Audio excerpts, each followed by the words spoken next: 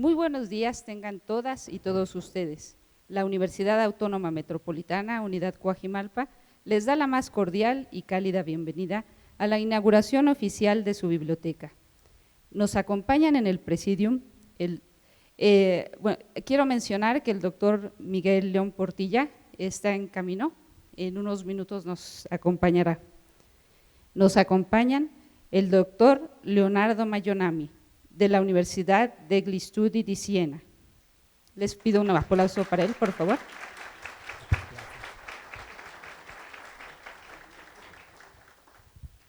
El doctor Eduardo Peñalosa Castro, rector de la Unidad Coajimalpa.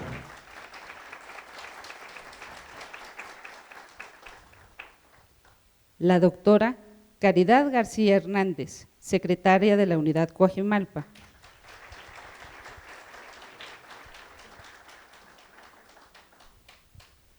El maestro Víctor Manuel Sosa Godínez, coordinador general de vinculación y desarrollo. En representación del doctor Salvador Vega y León, rector general de la UAM, y del maestro Norberto Manjarrés Álvarez, secretario general. También están presentes los directores de las 3 divisiones académicas de la Unidad Coajimalpa, la doctora Esperanza García Hernández, directora de la División de Ciencias de la Comunicación y Diseño.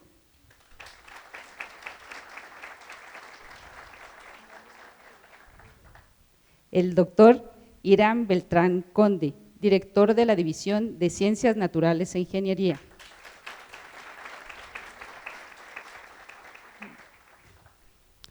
Señalamos también a nuestro director de la División de Ciencias Sociales y Humanidades, el doctor Rodolfo Suárez Molnar.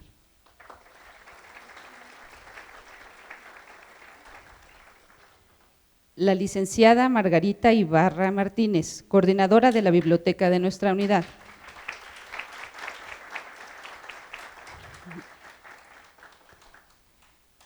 Agradecemos la presencia de la licenciada Marisela, coordinadora anterior de la biblioteca de nuestra unidad,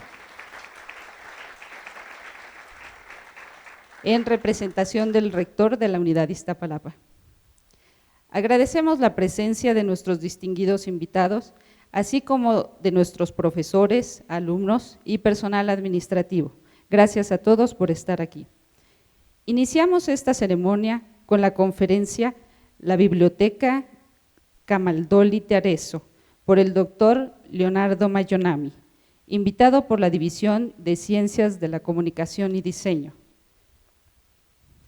Agradecemos al doctor Leonardo Mayonami de la Universidad de Siena, Italia, su conferencia, con la que cierra una participación muy destacada en nuestra unidad, en la que en su ciclo de conferencias Los orígenes del libro, desde la Edad Media hasta el libro impreso, ha hablado de temas que han ido desde las primeras formas de comunicación impresa hasta las formas de comunicación escrita actuales, pasando por los productos impresos en la Edad Media y el Renacimiento. El doctor Mayonami es experto en paleografía, que es la disciplina que estudia la historia de la escritura y los signos de los libros y documentos antiguos. Ha sido profesor visitante en Finlandia, España, Francia y México. El doctor Mayonami es amigo de nuestra unidad. Hemos realizado ya gestiones para iniciar convenios con la Universidad de Siena y a partir de esto fortaleceremos nuestra relación con él y con su importante universidad. Por favor, démosle un aplauso para que inicie su conferencia.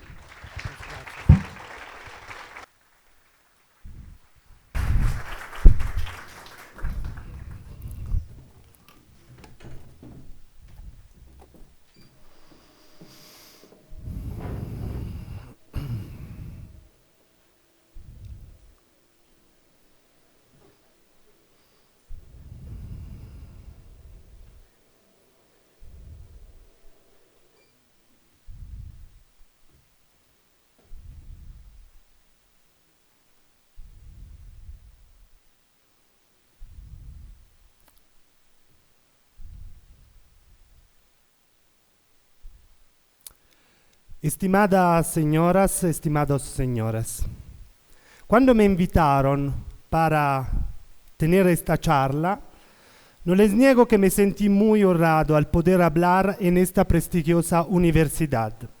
Y sobre todo, la noticia que me causó mayor emoción fue la del motivo de mi participación.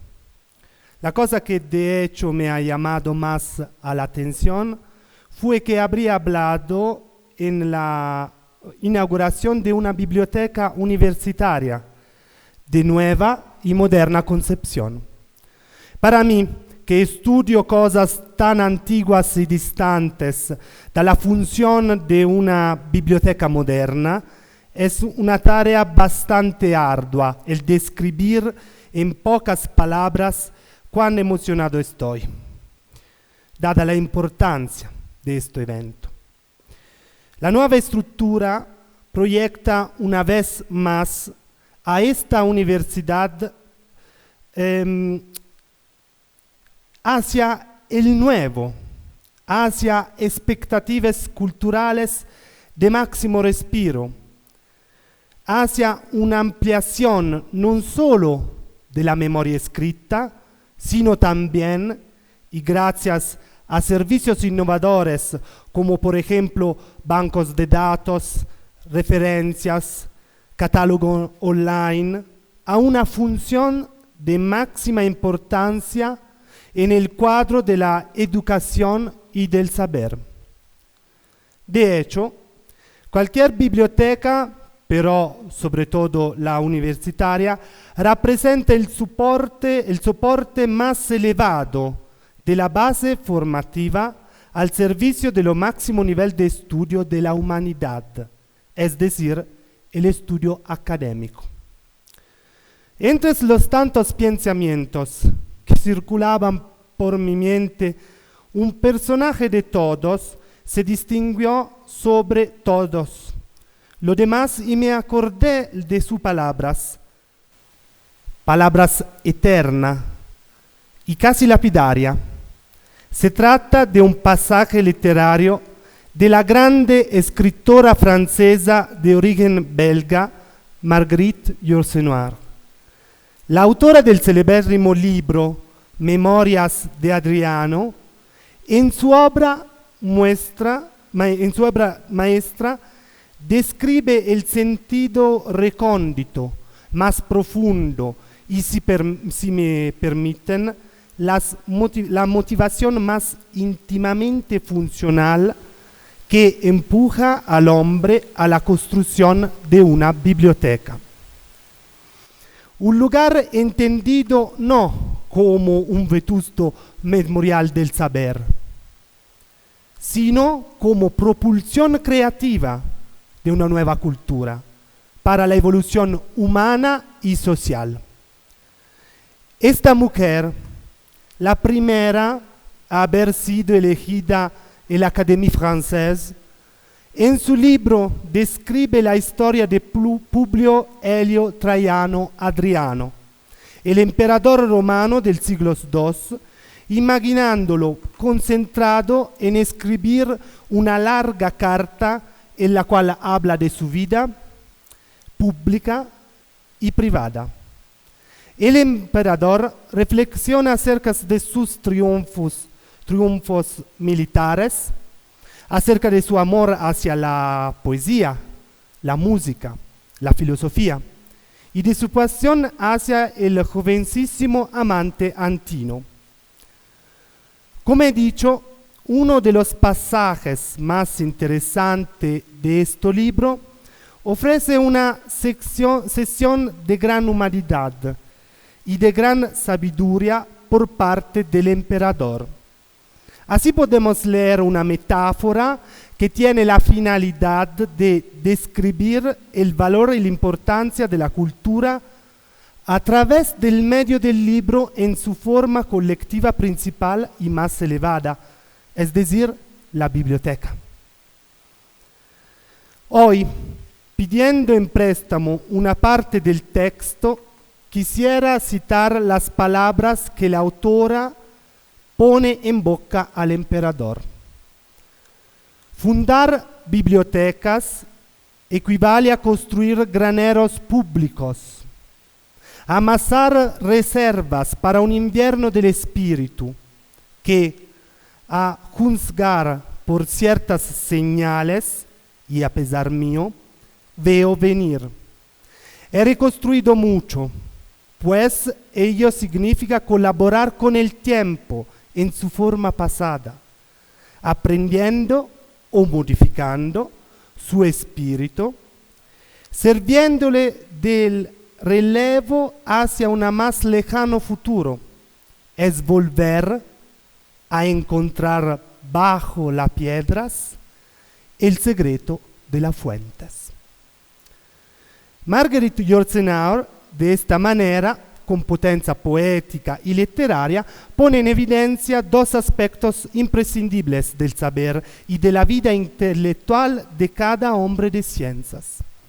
De hecho, si por un lado construir biblioteca es como tutelar la cultura y difundirla a través de una reserva del saber, por el otro, la conservación de la memoria a través de la escritura, cualquiera sea su forma, de papel al digital, aún hoy nos conforta en la construcción de un futuro basado en el conocimiento del pasado, o mejor aún, del saber consolidado. Un pasado que nos provee de los cimientos para nuestro presente y proyecta nuestra civilización hacia el futuro. Por lo que aspecta este tema, solo leyéndoles el pasaje de la Yourcenar, yo habría cumplido mi cometido. Pero, al contrario, y con grande humildad, de frente a esta construcción que asume valor filosófico y cultural aún antes de ser arquitectónico y biblioteconómico, quisiera introducir un aspecto inverso de una historia que tiene sus raíces en un periodo muy lejano respecto a la realidad actual de esta nueva biblioteca de la Universidad Autónoma Metropolitana. Mi deseo es poder mostrar la otra cara de la moneda, es decir, una reconstrucción que intenta descubrir bajo las piedras el secreto de las fuentes. Esto es parte del secreto de una biblioteca que ha tenido una grandísima importancia en el medioevo italiano y que aún hoy es un centro de grande interés para los historiadores del libro, para la historia de la biblioteca y de la cultura escrita en general. Mi intención, de hecho, es descubrir los testimonios camaldoleses que han sobrevivido hasta el día de hoy y comprender las vicisitudes que llevaron la biblioteca del monasterio de Camaldoli hasta muchos lugares de conservación. Esta investigación puede ser desarrollada a través de aquellos datos que en una indicación autóptica se convierten en indicios y detalles para una investigación de arqueología del manuscrito dirigida hacia el estudio histórico. Sin embargo, para comprender el valor de Camaldoli y de su biblioteca, deberíamos retroceder de muchos años y más con exactitud de 1002 años. La historia nos cuenta que justo en el 1012 un noble hombre que se llamaba Maldolo, mientras atravesaba su territorio, tuvo una visión. A él se presentó una larguísima escalera que subía hasta el cielo, sobre la cual ascendía una larga fila de monjes felices y resplandecientes. Estos no vestían vestimenta, ropa oscura, sino un vestido blanco que asemejaba a la nieve.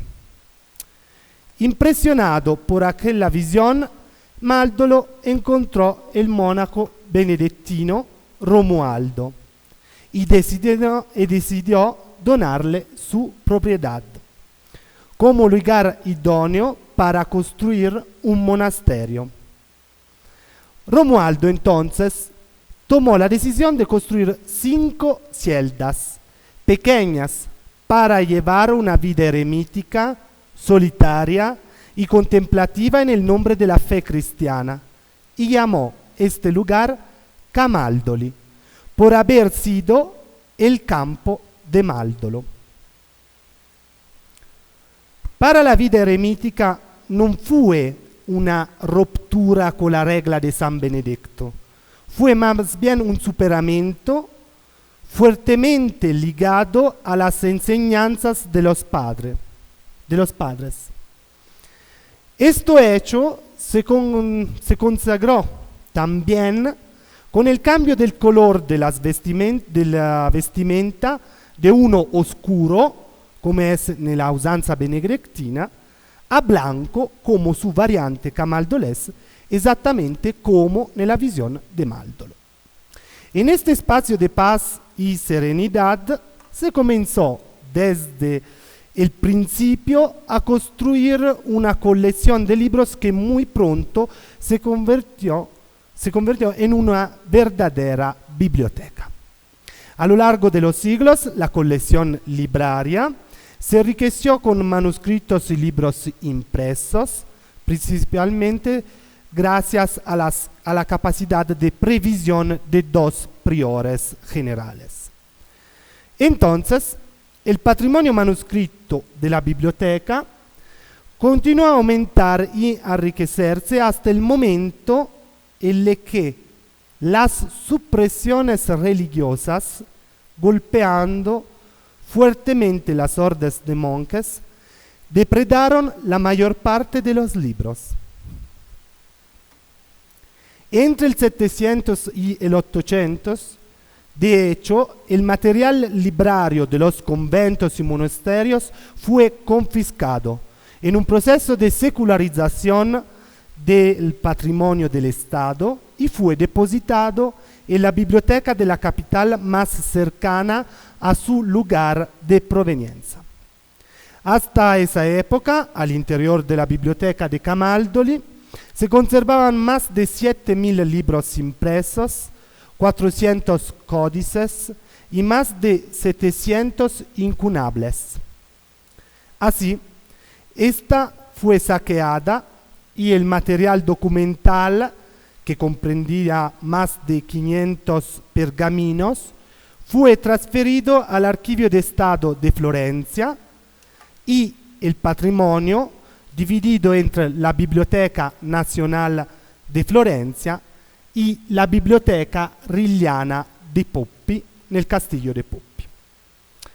Pero, estudiando los testimonios manuscritos de otra biblioteca, o sea, aquella de la ciudad de Arezzo, podemos ver algunos libros que muestran elementos particulares. Lógicamente, en el estudio del manuscrito y en la conservación con el fin de reconstruir cualquier fondo librario, una primera indicación nos la dan los indicios dejados voluntariamente o la mayor parte de las veces involuntariamente sobre los mismos libros. Por este motivo, podría ser interesante notar el manuscrito del siglo XV que contiene el texto de Feo Belcari, intitulado La vida del beato Giovanni Colombini. En una parte de este volumen encontramos una indicación fundamental, es decir, una nota de posesión antigua, en la cual se lee: questo libro sia dell'eremo di Camaldoli. Este libro pertenece al eremo di Camaldoli. Otros indicios dejados en los libros son, en el caso de los órdenes monásticos y conventuales, la caracterización del texto para el uso propio de una comunidad o de un orden religioso. Uno de estos casos es un manuscrito de la primera mitad del siglo XV en pergamino, escrito en 2 columnas, en las cuales se puede leer en la parte inicial Incipit liber manualis secundum consuetudinem Camaldulensis ordinem. Comienza el libro manual secondo la costumbre del orden camaldulense. Aunque hecho es un elemento muy importante en cuanto el libro fue escrito por un utilizo camaldolés. Entre los productos de esta biblioteca se encuentran también algunos manuscritos, en los cuales la miniatura se convierte en un testimonio simbólico. El manuscrito 363 muestra de hecho una decoración con dos pavos reales que beben del cálice eucarístico. Un'immagine que representa de manera simbólica a los cristianos que beben de la fuente del conocimiento. Esto es un elemento fundamental, porque es el símbolo de la institución que lo ha producido y poseído, o sea, propio del blasón del orden de Camaldoli y de los camaldoleses. Otro elemento importante son las antiguas colocaciones. Son las indicaciones que se coloca en el libro para indicar la exacta ubicación de un ejemplar al interno de los estantes de cualquier biblioteca. En el caso de Camaldoli, dados los ejemplares conservados en la Biblioteca Nacional de Florencia y en la Religiana de Poppi, sabemos que estos libros llevaban de una indicación compuesta de 3 elementos. Una letra indicaba el armario en el cual se encontraba el libro. Esta era seguida por un número romano que correspondía al estante y un número árabe que indicaba la posición progresiva. Este tipo de anotación es particularmente característica ya que está dispuesta en forma de triángulo, en la cual sobre la punta en alto aparece siempre la letra que corresponde al armario en la cual se encuentra el libro. Es interesante observar cómo en el códice del siglo XV, con la fecha del 7 de julio de 1461, y que con el texto de Septem Ecclesis de Petros de Rubeis, llevas justo al inicio la colocación antigua.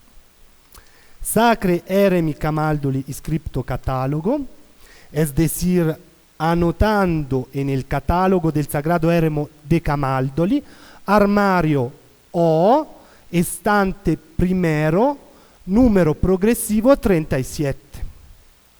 Pero podemos dar pequeño paso más allá en nuestro intento, gracias a un documento que ha sido encontrado recientemente, en el cual se puede leer documento de incautación de manuscrito a la Fraternidad de Laici con fecha del 21 de septiembre de 1895.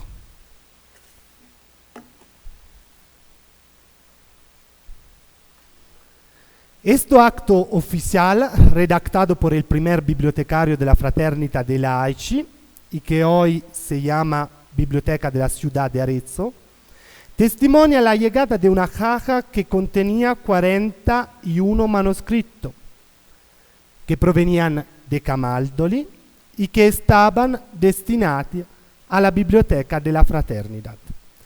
Al inicio del documento se encuentran las siguientes palabras: inventario de manuscritos de la librería de Camaldoli, encontrados en la caja número 5 destinado a la Biblioteca della Fraternità dei Laici de Arezzo.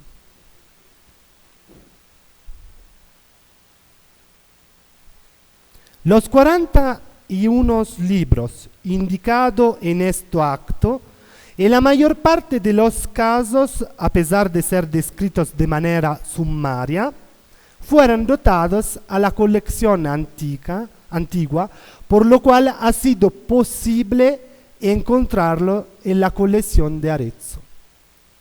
Además de esto, leer con mayor detalle las descripciones que por más sumaria que sean, resulta útil al momento de intentar atribuir algunos manuscritos que no presentan en su interior anotaciones de posesión u otras marcas que nos presentan con una atribución cierta. Esto es el caso de un texto particular. Es un texto de alquimia, manuscrito 354 del final de los siglos XV. Un manuscrito de papel escrito a página entera en latino y en flamenco, que se refiere a una producción del área del norte Europa. Este manuscrito se puede relacionar con un libro registrado con el número 29 del inventario en el cual encontramos las indicaciones. Libro de alquimia y recetario, códice del siglo XVI, en cuarto de escritura alemana. Nonostante la datación atribuita al códice non correspondiera exactamente, vista la particolaridad del texto y el idioma, podríamos pensar que se tratará justo de este ejemplar. Además de este manuscrito, si leemos el documento podemos identificar a través de la indicación de contenido y de la sumaria descripción codicológica casi todos los manuscritos que se encuentran registrados y que hoy han confluido en Arezzo. Sin embargo, este documento abre un escenario que nos empuja a hacernos otras dos preguntas. Si las supresiones de bienes del orden preveían que los libros de Camaldoli fueran llevados a las bibliotecas de Florencia y Poppi, ¿por qué estos libros se encuentran en Arezzo? ¿Por qué estos manuscritos no fueron confiscados a Camaldoli en el año de las confiscas, es decir, en el 1866, sino solamente en el 1895? Para responder a esta pregunta, hubo la necesidad de consultar otras fuentes. Se consultaron aquellos de documentos que concernían Camaldoli y que hoy se conservan en el Archivio de Estado de Florencia. Además, en un archivio de documentos que lógicamente termina con la fecha del 1886, es decir, cuando los documentos fueron llevados a Florencia, existe otro grupo de documentos llamado Appendice Camaldoli Appendice. Estudiando la página de este apéndice y mirando aquella que aproximativamente se puede referir al 1895, encontramos el testimonio de una denuncia a la policía de Arezzo por ocultamiento de manuscrito para parte de monjes de Camaldoli.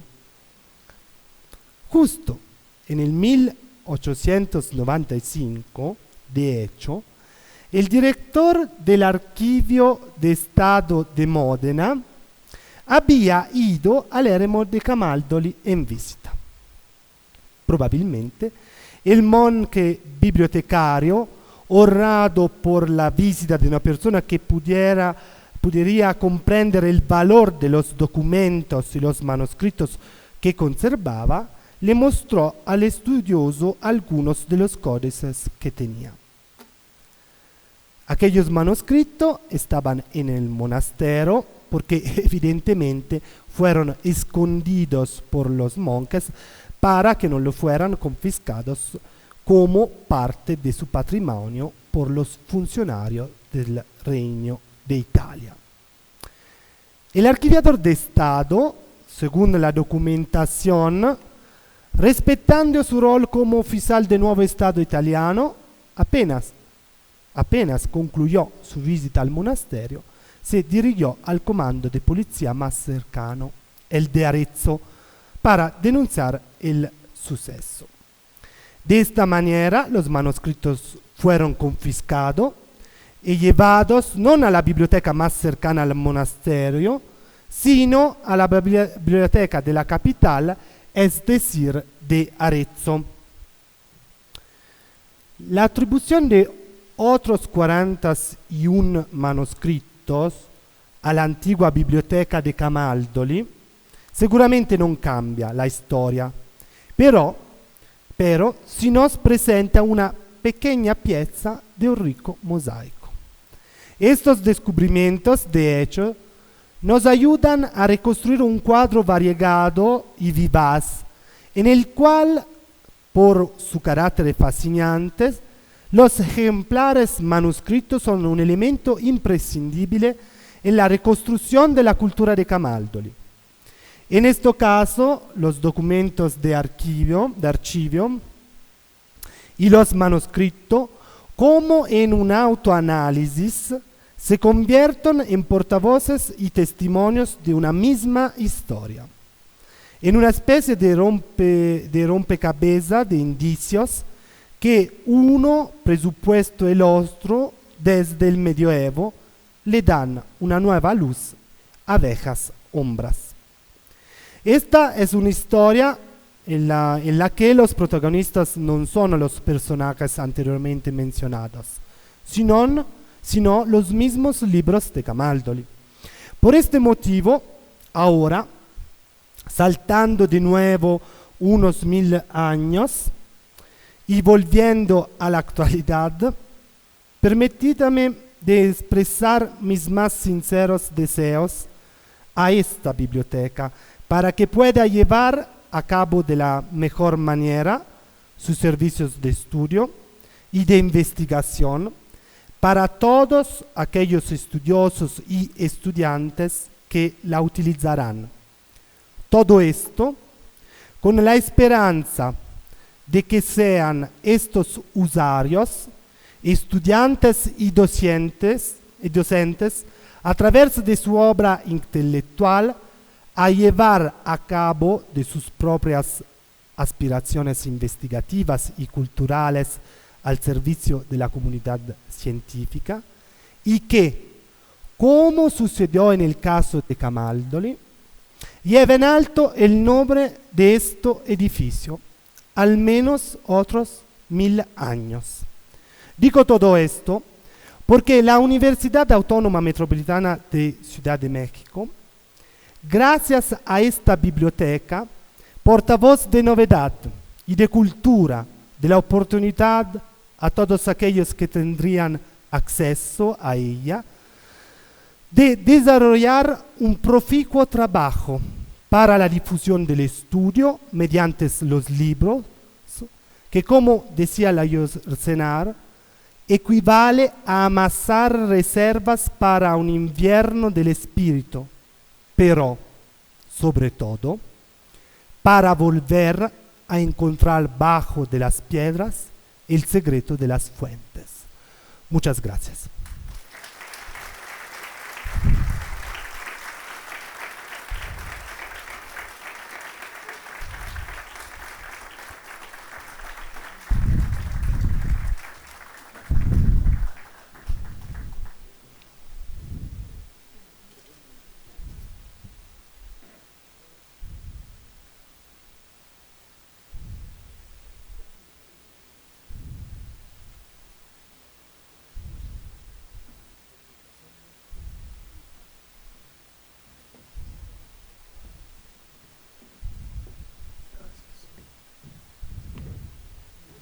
Mucho gusto.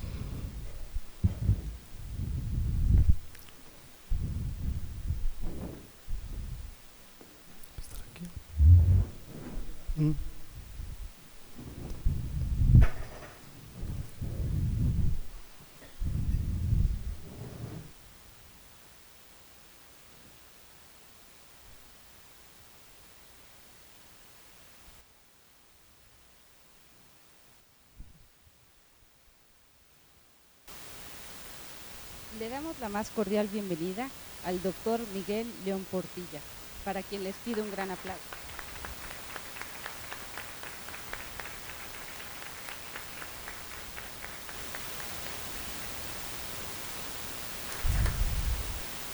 El doctor Miguel León Portilla es el máximo especialista y divulgador de la cultura náhuatl. Tiene un perfil interdisciplinario: artista, antropólogo, filósofo, filólogo, historiador.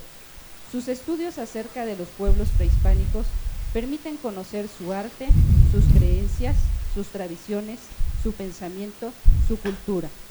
Algunas de sus obras son La filosofía náhuatl, La visión de los vencidos,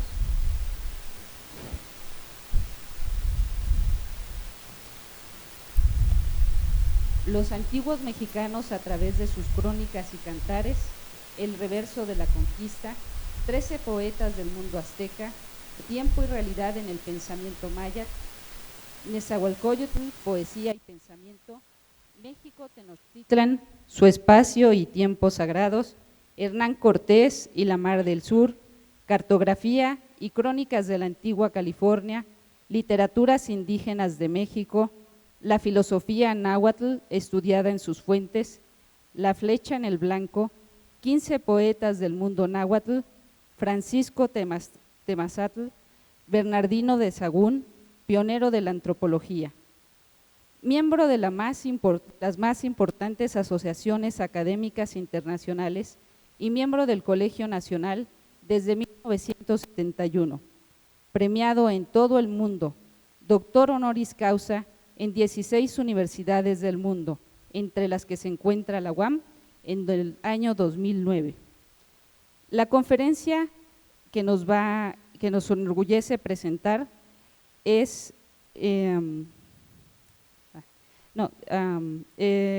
es traductor del lema de nuestra institución, Casa Abierta al Tiempo.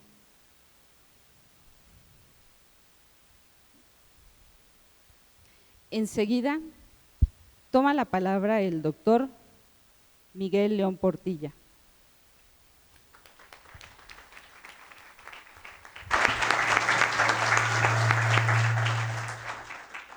Comenzaré diciendo que es un gran gusto volver aquí a la UAM.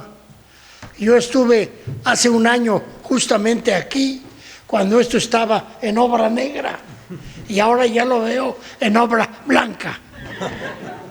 De veras me da mucho gusto. Voy a hacer dos cosas. Una, un breve recuerdo de los vínculos que tengo con la UAM, y luego una pequeña reflexión sobre qué es una biblioteca. Mis vínculos con la UNAM pues datan casi desde su principio, cuando el arquitecto Ramírez Vázquez me dijo: vamos a darle un lema, démelo usted en náhuatl y luego lo ponemos en español. Entonces yo le dije: déjeme pensar. Y bueno, en náhuatl le dije es Cali Ixcahuicopa. Cali es casa, Cahuitl es tiempo, Ixcahuitl, rostro del tiempo, Copa, Asia, casa orientada hacia el rostro del tiempo, casa abierta al tiempo. De allí data mi vinculación con la UAM. Después he dado varias conferencias en varios de las sedes de esta universidad. La universidad generosamente me confirió un doctorado honoris causa. En esa ocasión se me publicó un libro en el cual el doctor Lema Labadí, que entonces era rector general, me pidió que yo escribiera un artículo sobre la pantera, sobre el jaguar, que es la mascota de ustedes, con la otra mascota que tenemos de los Pumas en la UNAM, pero desde luego que no somos ni rivales, ni siquiera con el Poli, y menos con la UAM. Entonces le hice un artículo que se llamó El jaguar, su ser divino, humano y felino, porque en el mundo mesoamericano, en su mitología, el jaguar es un dios, es el sol. Aparece como un jaguar que surge en la mañana de los pisos inferiores, de la oscuridad del mundo, va subiendo a la tierra y después se va a convertir en el sol y llega al cenit, y ya por la tarde se vuelve a ocultar y hace ese recorrido nocturno. Y es humano porque había justamente, como ustedes saben, los guerreros águilas y los guerreros jaguares. Y luego, obviamente, pues es también felino. Esos son, diríamos, mis títulos de relación. Hace un año me invitaron a dar aquí una conferencia. Estaba su predecesor, el señor rector, estaban los otros rectores de las varias universidades y el rector general. Y ahora vuelvo con gran gozo. Como dicen, ¿a quién le dan pan que llore? Y que le pongan tu nombre a una biblioteca, pues vale más que un pan. Ahora bien, ¿qué es una biblioteca? Va a decir, oye, usted, pero ¿a poco no sabe qué es una biblioteca? Vamos a reflexionar. Una biblioteca es un espacio en el cual se conservan, se custodian, se clasifican libros sobre una gama muy grande de temas. Hoy día los libros no tienen ya solo el soporte del papel. En el caso de Mesoamérica, hago un paréntesis, tuvieron los textos, en el caso, por ejemplo, de los mayas, estos libros de papel de amate, un papel que se extrae de la corteza de los amates, un papel, porque se machaca y luego se hacen tiras. Hasta la fecha lo pueden ustedes encontrar de repente de Ameyaltepec, en Guerrero los hacen, San Pablito también. Bueno, eso por un lado, pero también había otros soportes. Había el soporte de la piedra para las inscripciones, el soporte del barro. En el caso de los mayas hay unos vasos cilíndricos, policromados, bellísimos, que son como un códice. Tienen figuras y arriba una inscripción. Recuerden que Mesoamérica, o sea, el área cultural que en el centro de México, en el sur y en partes adyacentes de Centroamérica, llegó a desarrollar una civilización con ciudades, con un estrato social, político, religioso, económico muy complejo. Tuvo escritura que en el caso de los pueblos del altiplano y de Oaxaca no tuvo desarrollo cabal. En el caso de los mayas, sí. En el caso de los mayas la describimos como logosilábica. Logo porque puede escribir un solo signo, evocar una idea, y silábica porque hay símbolos para registrar sílabas. Y con esos dos géneros de sílabas se pueden armar toda clase de palabras, digamos sustantivos, verbos, adjetivos, etcétera. Y así tenemos una literatura muy rica, porque son centenares, miles, las estelas mayas con inscripciones. Bueno, dicho esto, ahora, ¿qué decimos ahora? Bueno, que los libros pueden ser ahora electrónicos, las tabletas, iPad. Y entonces una biblioteca puede no tener ya libros de papel, aunque yo, como soy güey, como soy viejo, sí, señores, soy más viejo de lo que creen. Y saben ustedes que el diablo sabe más por viejo que por diablo. Entonces, yo todavía prefiero los libros de papel. Me gusta olerlos. Y yo al principio, cuando no había las tabletas estas, sino solamente la computadora, yo decía, ¿a poco te vas a acostar con la computadora para leer un libro, verdad? Pero bueno, admito que quizás sea maravilloso que en una tableta tenga muchos libros, todo eso. Eso no quita que me encantan a mí los libros de papel. Los mesoamericanos tenían libros con imágenes. Los frailes misioneros captaron muy bien y decían, libros de pinturas con caracteres.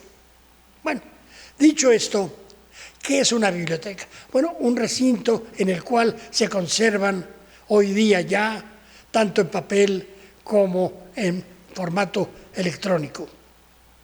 Ya, eso es la biblioteca, se van registrando por temas, etcétera. ¿Y qué es? Los que entran a ella, ¿qué hacen? Vamos a hablar de los que entran a las salas donde consultan libros, también podremos luego decir de los que requieren el libro que se los presten. ¿Qué hacen? Abren el libro, ven que tiene muchas manchitas, que son las letras. Y hago otro paréntesis, es una anécdota. Pedro Mártir de Anglería, que era un humanista italiano al servicio de los reyes católicos, cuenta en sus memorias, porque le llegaban noticias del Nuevo Mundo, que aquí en México, dice, un español estaba en su hamaca fumándose un puro ya, allá en fecha temprana, 1530, y de repente llegó el indio y vio que tenía un libro, y dice, ¿a poco los españoles también tienen libros como nosotros? Y lo vio y le dijo, bah, no me gusta, nada más tiene manchitas como caquita de mosca. No, mis libros tienen imágenes, son mucho más bonitos. Bueno, entonces yo tomo el libro y allí veo esas manchitas que son libros. Y como conozco el alfabeto latino, lo voy leyendo y mi vista me permite que llegue a mi nervio óptico y mi nervio óptico a mi cerebro. Y entonces mi cerebro interpreta. ¿Y qué interpreta? ¿Qué interpreta? Si son manchitas. Pues mi cerebro interpreta, de alguna manera, lo que quieren decir esas manchitas, los sentimientos y las ideas que provocan. Pero las provocan, digamos, de una manera, por así decir, en cierto modo vacía. Porque si dice, llegué a Coajimalpa y vi que era preciosa la biblioteca, y yo no he estado en Coajimalpa ni he entrado en la biblioteca, entonces, ¿qué es lo que leo? Pues me imagino un pueblo que será Coajimalpa, quién sabe cómo será. Si me da por el náhuatl, digo, hombre, Coajimalpa, donde se desbasta la madera, eso quiere decir. Por eso antiguamente el camino que venía de Toluca en esta parte se llamaba Madereros, bajaban la madera. Entonces yo me imagino eso, y como no he estado en la universidad, digo, pues quién sabe qué será, a ver cómo será. Pues ha de ser como los edificios de la UNAM tal vez, que eso sí conozco, y lo voy llenando. Ahora, si el que lee eso es un francés, dice, quién sabe qué pueblo de México será eso, habrá muchos indios tal vez, quién sabe cómo estará, y se imagina eso. Entonces la lectura que hace el francés es muy diferente de la lectura que hace el mexicano. Pero más todavía les voy a decir, el filósofo Heráclito dijo que no te puedes bañar 2 veces en el mismo río. Y yo te digo que no puedes leer 2 veces el mismo libro. ¿Por qué? Porque lo que ahora me provoca de mi repertorio de imágenes mentales, dentro de 2 horas o al día siguiente, mi temperamento, pues claro, se altera. Y entonces me imagino otra Coajimalpa distinta. O por ejemplo, si dicen, vamos ahora a París, quieren que visitemos la Torre Eiffel cerca del río Sena. Ay, caray, dice, pues yo nunca he estado en París, pero ¿cómo será la Torre Eiffel? Pues una torre así muy grande, ¿verdad? Y el río ese, ¿qué será? ¿Un riachuelo o un río grandote? ¿Y hay barcos o no hay barcos? Y entonces cada quien se va imaginando y le va dando relleno a lo que evoca esas letritas. Entonces, la biblioteca es el receptáculo para un diálogo, para muchísimos, para infinito número de diálogos. los diálogos que van a sostener los lectores con esos libros. Hoy día, los niños, los jóvenes, esto que voy a decir, lo digo con tristeza, tienen tanta cosa en la televisión y en los juegos esos que venden, que les da flojera leer, porque nomás abren los ojos y ven ahí los pistoletazos, los pleitos, los gritos. Y en cambio, cuando yo era niño, yo leía a Julio Verne, a Emilio Salgari, y viajé con ellos al Oriente, o vi la vuelta al mundo en 80 días. Maravilloso. Y yo suplía todas las imágenes. Cuando yo era joven, estudiaba en un colegio fuera de México, y en ese colegio había estudiantes de varios colegios de origen canadiense, norteamericano, estadounidense, etc. Y leíamos teatro. A mí el teatro me ha fascinado. Leíamos teatro sentados así, a la sombra de un árbol. Y cuando yo leía a Eurípides, a Esquilo, a Sófocles, a Aristófanes, yo imaginaba como si fuera director de teatro, cómo era Electra, cómo era cada uno de los personajes del teatro. Y lo imaginaba y veía la escena. Yo mismo era el director de la pieza. Ya después vi yo algunas piezas puestas en escena. Y yo dije, ay caray, a mí me gustaba más cuando yo lo leía, porque yo era el director y yo lo que arreglaba. Yo dialogaba con Edipo Rey. Y ahora pues, estoy sentadito aquí viendo nada más. Eso es la biblioteca. Es el espacio para dialogar con los que lo escribieron, para llenarlo de mi experiencia, para darle vida en mi ser, para enriquecerme y a la vez, diríamos, hacer posible tal vez que una obra se vuelva clásica. El Quijote. ¿Por qué el Quijote es clásico? Si Cervantes no quería más que criticar los libros de caballerías, ¿por qué decimos que es el genio de nuestra lengua? ¿Por qué? Yo he leído el Quijote muchas veces, muchas, y a ratos casi antiguamente leía cada semana varios capítulos. Entonces, si yo, por ejemplo, el episodio de los duques que se burlan de Sancho, en primer lugar, ¿cómo me imagino a Sancho? Yo me lo imagino de una manera y ustedes se lo imaginan de otra, y de otra, y de otra. ¿Y qué pienso yo? ¿Que Sancho era bueno o era malo? Yo digo que era un glotón convenenciero. Y el pobre de Don Quijote, un idealista que le decía a Sancho, hermano, ya no metes más refranes. Entonces, yo voy haciendo, como quien dice, el relleno de lo que las líneas evocan. Y ese relleno, de tal manera, ha fascinado a tantos millones de seres humanos, en el texto en español y en traducciones cuando las hay, que ha sido objeto de tantas lecturas tan diferentes, pero siempre del Quijote, que el Quijote se convierte en un clásico. Y lo mismo Shakespeare, y lo mismo Dante Alighieri, y lo mismo los grandes genios de la literatura, o nuestros modernos, Juan Rulfo, Octavio Paz. Esa es la maravilla. Entonces, la biblioteca es el lugar del diálogo, es el lugar de la recreación mental. No es un espacio muerto, no, todo lo contrario. Entrar a la biblioteca es una maravilla. Yo que sí lo creo. Y si ustedes seguramente lo han hecho, no sé si habían reflexionado en esto que estoy diciendo. Y si les parece que no es verdad, pues díganmelo y a ver, hacemos un diálogo alternativo para que vean que también se puede hacer eso. Nadie puede leer dos veces el mismo libro, ni hay dos gentes que lean el mismo libro, pero a la vez hay millones que leen el mismo libro, a la vez, porque el Quijote es la guía para recrear en mi conciencia. Y cuando yo leo que llegaron a una hostería, y que digo, ¿cómo será la hostería esa? No pienso en el Camino Real, ¿verdad? No pienso en el Hotel Mocambo de Veracruz. No, ¿cómo es una hostería? Yo conozco una que se llama Hostería del Estudiante, que pertenece a la Universidad de Alcalá de Henares. Pues es una hostería, está bonito, ¿no? Pero ¿cómo serían aquellas hosterías españolas del siglo, principios del siglo XVI o del siglo XV incluso, ¿cómo serían? Pues serían unos centros, yo pienso, nunca las he visto, porque no estuve yo en esa época, créanmelo.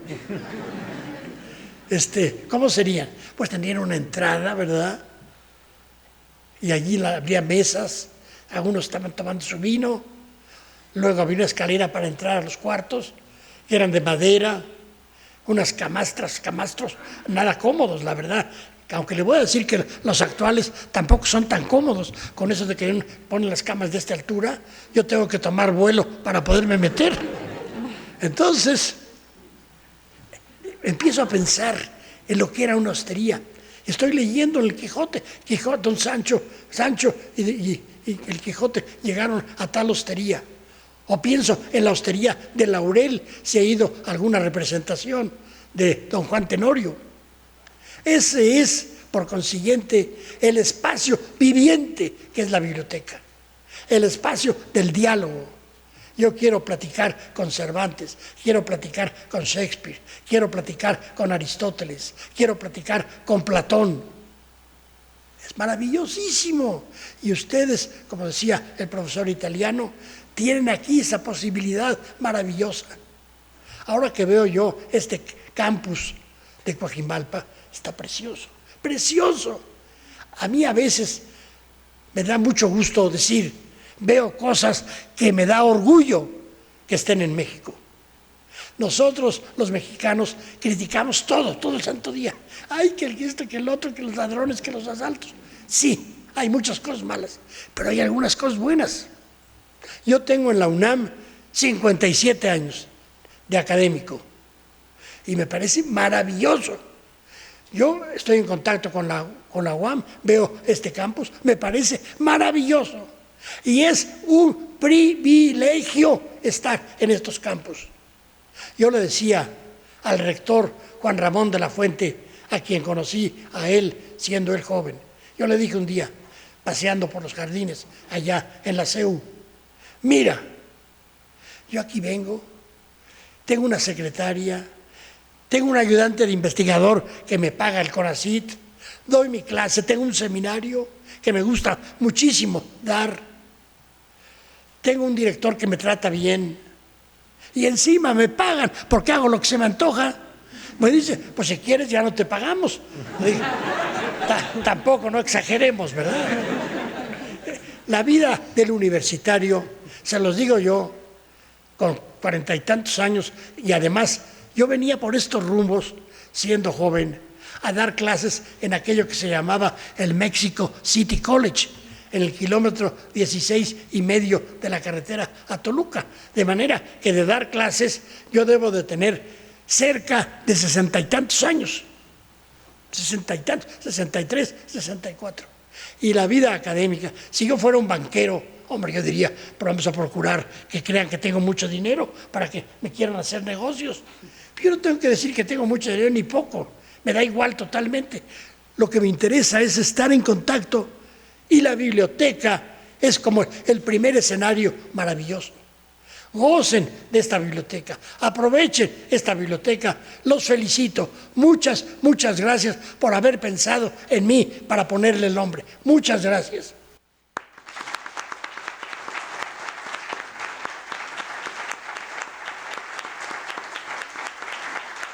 Muchas gracias a usted. Gracias.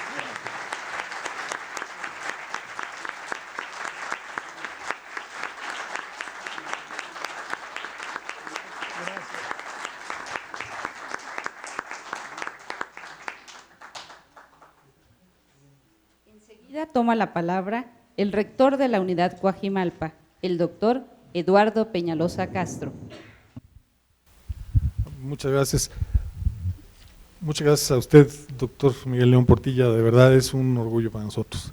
Bueno, seré breve, voy a comentar algunas de las cosas que me parecen importantes respecto de este acontecimiento. Saludo a los miembros del Presidium, agradezco la presencia de todos ellos, saludo a toda la audiencia, a todos los colegas, los invitados externos, toda nuestra comunidad. las participaciones hoy de estos expertos en temas que tienen que ver, el doctor Leonardo Mayonami, el doctor León Portilla, por supuesto, son especialistas en temas que tienen que ver con nuestra cultura, contextualizan la importancia de este acontecimiento que para nosotros es pues uno de los elementos importantes, ¿no? El de la biblioteca, que es un recinto influyente, ya lo dijo muy bien el doctor León Portilla, en el desarrollo intelectual de esta comunidad. Decía yo hace un rato con el doctor Mayonami, es el espacio de preservación de nuestra memoria, aun cuando tenemos múltiples formas, el libro creo que sigue y seguirá siendo una forma muy importante, aun cuando aquí en nuestra biblioteca tenemos otras formas de información, pero el libro seguirá siendo muy, muy importante para nuestras formaciones. La UAM Coajimalpa se siente de esta forma muy complacida por la aceptación del doctor Miguel León Portilla para que en nuestra biblioteca lleve su nombre. Nuestra elección del doctor León Portilla se relaciona con, ustedes ya lo conocen, ha estado con nosotros, esta es su segunda vez y de muchas seguramente, se relaciona con esta pasión académica, esta pasión que tiene hacia nuestra cultura, este compromiso y trabajo cotidiano que por lo que nos dice no le cuesta trabajo porque lo hace con el mayor de los placeres, este compromiso con el conocimiento que se refleja en un legado de, ya lo mencionamos hace un rato, decenas de libros que lo han ubicado como el principal experto en materia del pensamiento y la literatura náhuatl, por su también pensamiento políglota. Esta es otra de las razones muy importantes, o sea, políglota en el sentido más amplio de la palabra. Nuestra unidad tiene ese énfasis en que seamos gente orientada a los lenguajes, y este pensamiento políglota y además, bueno, conocimiento en estos sentidos. Cada lengua seguramente es una cultura, cada lenguaje tiene sus implicaciones. Además es un académico nativo interdisciplinario, así como nosotros, ¿no? Tiene una importante vocación educativa, investigación, de divulgación y todos estos valores que nuestra unidad también sustenta. En el lema de la UAM, que él mencionó, Incali Ixcahuicopa, que quiere decir, él nos dijo hace un año, que y hace un rato también lo comentó, parte importante del significado de este lema, de Casa Abierta al Tiempo, es que el tiempo nos va dejando un sedimento, decía él hace un año, que no pasa en vano, que deja su huella. En tanto que Incali significa en casa, Ixcahuicopa quiere decir esto, que nos va dejando un sedimento el tiempo. Se trata de una frase escrita en náhuatl que finalmente nosotros conocemos como, bueno, la traducción literal era la casa orientada al rostro del tiempo, él lo dice, y más esquemático y simple es Casa Abierta al Tiempo, que es nuestro lema acuñado por él. Nuestra unidad avanza, tenemos ya casi 5 meses de estar en esta espléndida sede y hemos evolucionado en el trabajo cotidiano de apropiarnos, de ajustarnos, de integrarnos a nuestra nueva ubicación física. Estamos trabajando en mejorar, en construir comunidad. Seremos una comunidad seguramente de alto nivel académico, propositiva, abierta, justa, disciplinada, preocupada, celebrativa, comprometida con nuestro desarrollo y con el desarrollo humano. Todo esto nos proponemos en nuestros documentos que hemos ido construyendo a lo largo de la historia de esta unidad y estamos trabajando para poder hacerlo realidad. Nos encontramos ahora pues de cara a nuestro tiempo, en este proceso de superación de etapas que es importante, y hablando de este sedimento y de esta experiencia previa, hemos superado etapas que plantearon retos importantes, que nos pusieron a prueba, que creo que están dejando su sedimento y que nos están haciendo fuertes y estamos superando las etapas que tuvimos, en las que tuvimos retos y obstáculos de alguna manera. Nuestra nueva casa incluye una serie de condiciones físicas, pero también es el conjunto de pasiones, de ideales, de intereses de esta comunidad que está en crecimiento, en maduración, en integración, que tiene una demostrada capacidad de adaptación, superación, crecimiento. Nos complace enormemente que el doctor León Portilla sea nuestro acompañante desde aquella ocasión, hace un año, en que cumplimos 8, en el que él pronunció un emotivo discurso respecto de la relevancia de la educación superior, de sus instituciones públicas como esta, a las que dijo debemos defender. Por esto toda nuestra comunidad universitaria, particularmente la de la Unidad Coajimalpa, hoy está muy complacida, hoy está de fiesta por la visita del doctor Miguel León Portilla, y más aún porque tenemos el honor de inaugurar oficialmente nuestra biblioteca que llevará su nombre. Con enorme orgullo puedo asegurarle al doctor Miguel León Portilla que nuestra biblioteca será un recinto doblemente importante por llevar su nombre, que no solo es un lugar donde se encuentran los materiales bibliográficos que nuestra comunidad requiere para su desarrollo intelectual, sino que es también un espacio diseñado, pensado de acuerdo con nuestra concepción de la educación. Es un espacio que no está terminado, que seguiremos construyendo, pero es un espacio de guía, de estudio, de encuentro, de debate para la comunidad universitaria.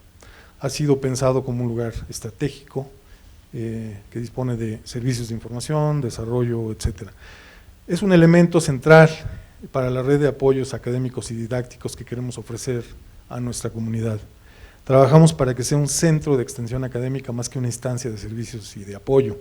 Su objetivo es ser parte activa del proceso de enseñanza-aprendizaje, dejando atrás el papel tradicional en el que la biblioteca se limitaba a proporcionar al usuario los materiales que éste requería para satisfacer sus necesidades de información. Con este nuevo concepto, la biblioteca proporciona las técnicas para que el usuario desarrolle habilidades con las cuales aprenda a conocer, para que al término de su formación profesional sea autónomo, crítico, creativo, propositivo, que es como queremos acuñar o representar esta serie de habilidades importantes de pensamiento en nuestro modelo educativo. Actualmente nuestra biblioteca crece, por primera vez en este año concentra su acervo en el espacio que hoy inauguramos. Acuérdense que provenimos de 3 sedes temporales donde, si bien el doctor León Portilla dice hay cosas que están feas, nosotros teníamos cosas que estaban feas, seguimos teniendo algunas seguramente, pero estábamos en 3 lugares distintos con nuestra biblioteca repartida en 3 lugares distintos, en Constituyentes 1054, en Artificios 40 y en Baja California 200, y finalmente en este recinto ya estamos con todo nuestro acervo y tenemos 46.900 títulos impresos, 12.900 títulos de revistas electrónicas, 250.000 libros digitales, 163 bases de datos que hay que consultar, por cierto, están muy buenas, de las diferentes disciplinas del interés de la comunidad, de nuestra comunidad universitaria, la aledaña. Una buena parte de estos volúmenes se pueden consultar a distancia mediante internet. Conscientes y agradecidos de nuestra condición de universidad pública, queremos devolver a la sociedad profesionales con una formación integral, investigaciones que contribuyan a la comprensión del mundo, a la transferencia y a la difusión del conocimiento para el desarrollo de nuestro país, y para eso la biblioteca es una parte medular. Una institución como la nuestra, forjada por una comunidad universitaria de la cual nos estamos orgullosos realmente, es una comunidad trabajadora, creativa, que propone y sobre todo consciente de su rol social. Esta comunidad agradece a usted, doctor Miguel León Portilla, cuya trayectoria es un orgullo para nuestro país, que con su obra revela el pensamiento profundo de los mexicanos antiguos, actuales, e inaugura un estilo personal de acercamiento a los textos. Busca en la discursividad de la lengua la orientación del conocimiento prehispánico, es una de las cosas importantes en su obra. Bueno, yo destaco algunas ideas que me parece importante mencionar que para nosotros en este día son realmente relevantes, y bueno, pues con esto concluimos esta parte de la ceremonia y nos queda desplazarnos al espacio contiguo, que es donde vamos a develar ahora una placa, y agradecemos muchísimo la presencia de todos ustedes en este importante acontecimiento. Muchas gracias.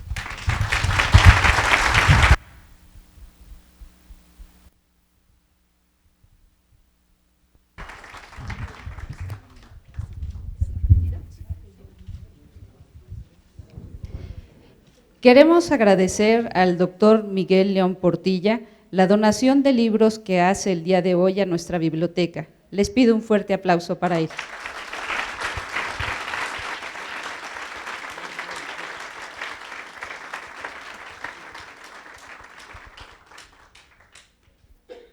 Les pedimos a los integrantes del Presidium, así como a todos nuestros distinguidos invitados, nos acompañen a la biblioteca para llevar a cabo la develación de la placa y el corte del listón.